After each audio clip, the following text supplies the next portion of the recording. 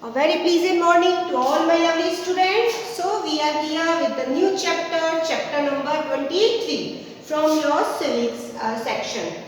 Chapter is the role of the state government in the distribution of resources. In last chapter we have discussed about how the state government work. Now there is a topic which related the role of the state government की state government का role क्या होता है in distribution of resources. Resources means यहाँ पर मैंने सबसे पहले रिसोर्सेज को डिफाइन किया है. So look this resources the collection of wealth of a country. Wealth जो होती है हमारे कंट्री में जितने भी रिसोर्सेज होते हैं वेल्थ होती है कलेक्टिव जिस पर सभी का राइट होता है. कलेक्टिव यानी जिस पर सभी का राइट होता है term as a resource is defined as resource in this chapter. वैसे तो resource is anything which require which fulfill our needs is called resource, but यहाँ पे resources का मतलब है जो collective terms है हमारे. collective terms means the all things which are available in our country and we all are right to achieve them. हम सबका right है. So this chapter is about the role of state government in distribution of resources. Fine. So first main important role of the government. Why we elect the government? We elect the government so that they work for welfare of the people. In previous section we have discussed about the three organs of government, three levels of government. So three levels of governments in which the state government, central government, ठीक है, this is central, state and जो local government है. Three sections of are the form the government. हर एक government के अपने अपने rules हैं, duties हैं. Now we are talking about the state government. Fine. जो पर्टिकुलर स्टेट के लोग उसको क्या करते हैं, इलेक्ट करते हैं. नाउ सबसे first topic of your chapter is health care facilities in India. कि health care before this starting health care facilities topic I want to explain about the article 21. Fine. Article 21 says it's right to life. Fine. Right to life. It means the providing health facility to the citizen is the work of the government. It is essential work of government. हमें right to life में देखिए बहुत सारे जो terms हैं include है right to health facilities, right to education. So these are provided by the government. It is our right. उन्हें ये प्रोवाइड करना ही पड़ता है. फाइन. सो इसको थोड़ा सा दिमाग में रखेंगे, माइंड में रखेंगे. Next is the public health facilities. देखिए यहाँ पे health care facilities are divided into two section. First is public health facilities and second is private health facilities. As its name are mention there, public means the health facilities which provided by the government on the free of cost is known as public health facilities. जो government हमें provide करती है, जो service हमें free में मिलती है. You have seen the surrounding बहुत सारी dispensaries, hospitals, government hospital where people go and they are treated as a free of cost. वहाँ पे उनका ट्रीटमेंट किया जाता है free of cost. Fine. So next is the private health facilities. This is run by the government and this private health facilities run by the individual or a group of people. ये individual चलाते हैं इसलिए private होती है. expensive होता है, इसमें जो treatment है expensive होता है, उसके लिए हमें pay करना पड़ता है. Fine. So first topic, this the first national health mission finance health programs in the state and union territories. Government का क्या वर्क है, फाइनेंस करती है. फाइनेंस यानी मनी देती है हेल्थ फैसिलिटीज को, हेल्थ प्रोग्राम्स बनाती है बहुत सारे, उसमें बहुत सारा वो क्या करती है, इन्वेस्ट करती है ताकि स्टेट और यूनियन टेरिटरीज में सभी लोगों को प्रॉपर हेल्थ फैसिलिटीज अवेलेबल हो सके. Now next is role of the state government. ये हम आगे इसको डिस्क्राइब करेंगे. नेक्स्ट इज आपका यहाँ पर है जो चैप्टर स्टार्ट हो रहा है, मैं एक बार थोड़ा सा चैप्टर रीड करके बताती हूँ। फर्स्ट पैराग्राफ है आपके चैप्टर का, that is the collective wealth of the country is termed as a resource। अभी मैंने बताया आपको, resource can be natural, materials and human, यानी human हम लोग भी क्या है, resource है। अब resource वैसे तो 3 टाइप है, हम इसे कैटेगराइज करते हैं। फर्स्ट होता है natural, फाइन। सेकंड होता है आपका human made, यानी नेचुरल रिसोर्सेज का हम यूज करके हम क्या बनाते हैं, रिसोर्स नेक्स्ट चीज बनाते हैं, और लास्ट में है ह्यूमन। ठीक है, यानी कि सबसे इंपॉर्टेंट जो रिसोर्स है वो है वी आर ह्यूमन बीइंग्स, क्योंकि यही वो एक रिसोर्स है जो बाकी के रिसोर्सेज का यूज करता है या उसके बारे में वो अपने स्किल्स, अपने नॉलेज का यूज करता है और उससे और बेनिफिशियल बनाता है। The primary functions of the any governments to make the assessment of the available resource, analyze the plan effective use of the welfare of the citizen of the country। किसी भी state government का ये काम है, पहले तो वो ये देखे कि उनके स्टेट में कौन कौन से रिसोर्स अवेलेबल है और वो किस तरह से उसे डिस्ट्रीब्यूट करेंगे, किस तरह से ज्यादा बेनिफिट देंगे लोगों को। Next is just as there is a division of power between the central and government, मैंने अभी बताया central government, state government and local government, the 3 level of the government. अब यहाँ पे सबसे सुप्रीम पावर सेंट्रल गवर्नमेंट के पास होते हैं, कुछ स्टेट गवर्नमेंट के पास होते हैं, कुछ दोनों के पास होते हैं और कुछ लोकल गवर्नमेंट के पास होते हैं। फाइन, सो यहाँ पे डिस्ट्रीब्यूशन होता है कि स्टेट गवर्नमेंट और सेंट्रल गवर्नमेंट के पास क्या पावर रहेंगे। There also exist system of division of the national and state resources. इसी तरह से जो रिसोर्सेज सेंट्रल गवर्नमेंट के अंडर में है, वो चाहे किसी भी स्टेट में हो, उन पर किसका लास्ट डिसीजन रहेगा, सेंट्रल गवर्नमेंट का, और कुछ पर स्टेट का। A crucial activity of state governance is therefore to engage in resource planning, resource allocations and would suit the needs of the people of the state।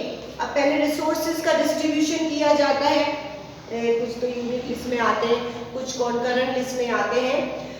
उसके बाद ये decide किया जाता है कि उसका डिस्ट्रीब्यूशन, द रिसोर्सेज का डिस्ट्रीब्यूशन किस तरह किया जाता है। Now next topic of your chapter is the factors involving in the distribution of resource and services। अब कौन कौन से फैक्टर्स हैं जो रिसोर्स और सर्विसेज को इफेक्ट करते हैं या उनको बहुत ज़्यादा ज़रूरत पड़ती है उन चीज़ों की। Fine, so earlier the state government carries the process of the resource analysis and its allocation through the planning commission। देखिए सबसे पहले, बहुत पहले की बात हो रही है, सारी प्लानिंग जो थी रिसोर्सेज की स्टेट में जो भी है उसकी प्लानिंग कौन करता था, प्लानिंग कमीशन। ध्यान से सुनेंगे, आपको शॉर्ट फॉर्म्स आएंगी। The government of India constitute the NITI और the national institution for the transforming India. इसको अंडरलाइन करेंगे, यहाँ पे NITI की जो है फुल फॉर्म दे रखी है, national institutions of transforming India to replace the planning commission to 2005। पहले ये वर्क कौन करता था, प्लानिंग कमीशन ना, उसकी जगह पर कौन से इंस्टीट्यूशंस को दे दिया गया ये work, NITI। Remember this was in order to serve the needs of the aspirations of the people in Indian better way. ऐसा इसलिए बनाया गया कि इंडियंस जितने भी लोग हैं, चाहे वो स्टेट में किसी स्टेट गवर्नमेंट में आ रहे हैं, सभी को अच्छे से अच्छे रिसोर्सेज का यूज मिल सके, क्योंकि रिसोर्स पर सभी का राइट है।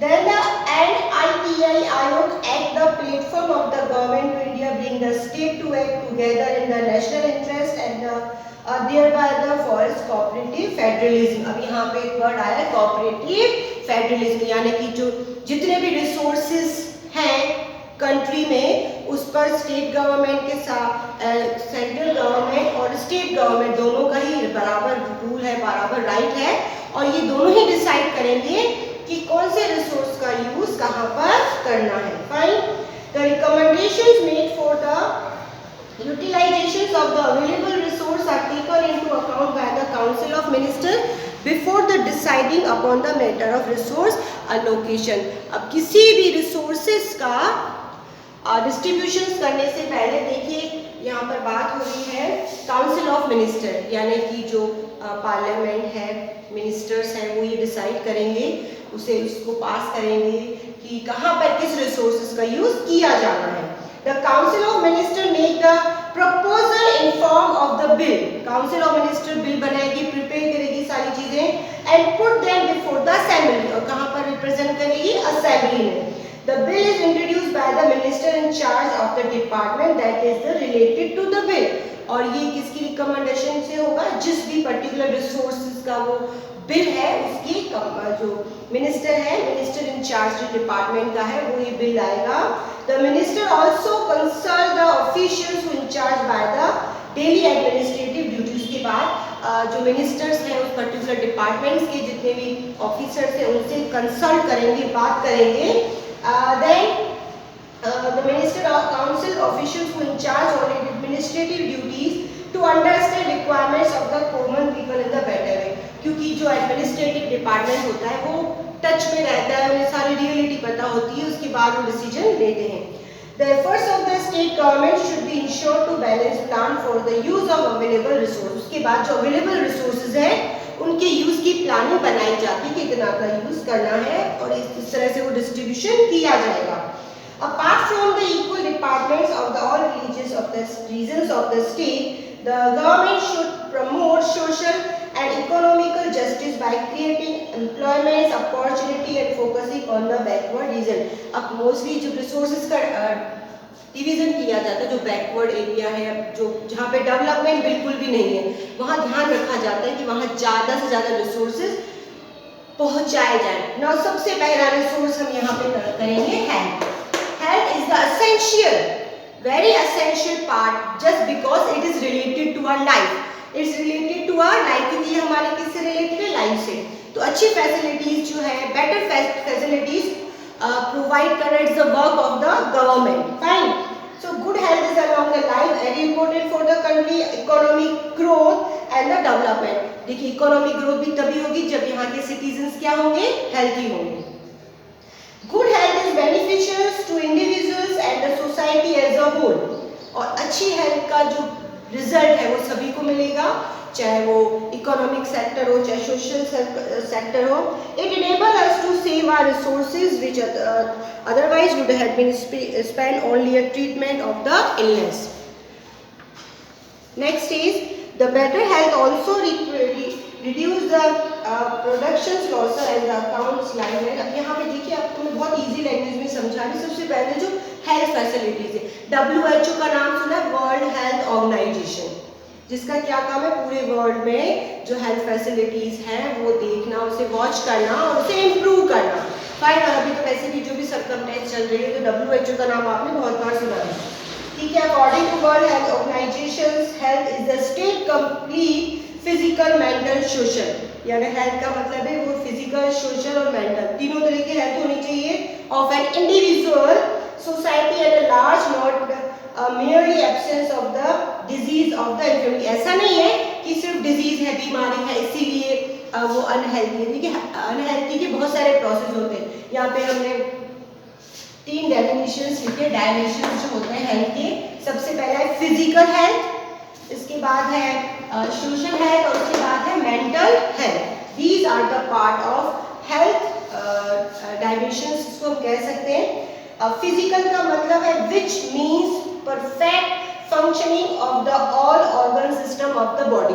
हमारी बॉडी के जितने भी ऑर्गन्स हैं बिल्कुल परफेक्ट वर्क कर रहे हैं, तो वो किस में आएगा, फिजिकल, यानी हमारा जो इंटरनल बॉडीज के पार्ट है। Social health, a person having a good job, good house, a very good family, healthy family, good neighbors and surrounding। एक पर्सन है जिसके बाद बहुत अच्छा घर है, जॉब है, नेबर्स अच्छे हैं, सब कुछ अच्छा है, तो वो होगा social health. Fine.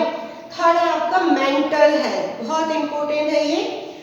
This means a state of harmony and balance between the individual और हिज हर सराउंडिंग। यानी कि एक स्टेट हार्मनी जो है, हार्मनी का मतलब होता है बहुत अच्छा environment, good environment, and balance between the individual और हिज हर सराउंडिंग, यानी एक पर्सन और उसके सराउंडिंग में बैलेंस होना। ठीक है। तो ये 3 जो फैक्टर जो हेल्थ के हैं, डायमेंशंस जो है, ये WHO प्रेफर करता है कि ये तीनों हेल्थ फैसिलिटीज जो है, इस तरह की हेल्थ अगर मिलती है, चाहे वो फिजिकल हो, चाहे वो सोशल हो, चाहे वो मेंटल हो, तो it means the government is working better to providing the resources to the citizen. So next, this lecture is over. Now in second lecture I will explain the health facilities in India. पहले तो हमने ये देखा कि क्या क्या होता है, पब्लिक फैसिलिटीज होती है, प्राइवेट गवर्नमेंट का क्या वर्क होता है, state government and central government, what is the role, then factors, then dimensions, इसमें करा हमने physical, social and mental health. Now next topic about the India, कि हमारे इंडिया में किस किस तरह की हेल्थ फैसिलिटीज हैं लोगों के पास। क्लियर? सो चैप्टर बहुत छोटा सा है, 2 ही लेक्चर है, एक ये लेक्चर आपका हो गया। नेक्स्ट लेक्चर में मैं आपको हेल्थ फैसिलिटीज को डिस्क्राइब करूंगी। So learn all topics which we have discussed today. Thank you and have a nice day.